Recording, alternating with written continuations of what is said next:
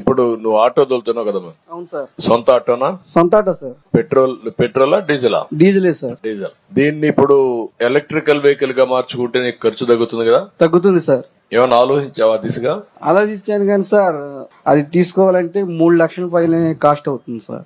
Electrical vehicles గా convert చేసుకుంటే automatic గా నీ కాస్ట్ తగ్గుతుంది, ఖర్చు తగ్గుతుంది, ఆదాయం పెరుగుతుంది.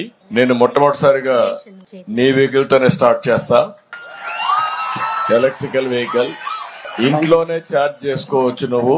నేను ఒకసారి కలెక్టర్ నువ్వు కలువు, ఏం చేయాలి నేను గైడ్ చేస్తాం, దాని ప్రకారం ముందుకెళ్దాం. అందరికీ నమస్కారం అండి. ఆగస్టు 15వ తారీఖున గుడివాడ ముఖ్యమంత్రి వర్యులు నారా చంద్రబాబు నాయుడు గారు అన్నా క్యాంటీన్ ఓపెనింగ్ గుడివాడ రావడం జరిగింది. ఆ రోజు నాకు స్టేజీ మీద హామీ ఇచ్చిన ప్రకారం మీరు ఏ ఆటో తోలుతున్నారని సీఎం గారు అడిగారు.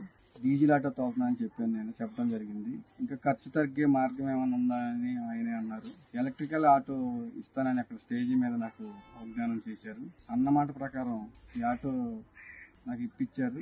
సీఎం గారికి ధన్యవాదాలు చెప్పుకుంటూ నేను ఎప్పటికీ సీఎం గారికి రుణపడి ఉంటానని, నా కుటుంబానికి ఎంతో ఆదాయం పెరుగుతుందని నేను నమ్ముతున్నాను. ఎందుకంటే డీజిల్ ఖర్చు ఉండదు కాబట్టి ఇంట్లోనే ఛార్జింగ్ పెట్టుకొని ఈ ఆటో తోలుకుంటే డబ్బులు ఆదా చేసుకోవచ్చు అన్నది మటుకి సీఎం గారు చెప్పింది అక్షరాల నిజమండి.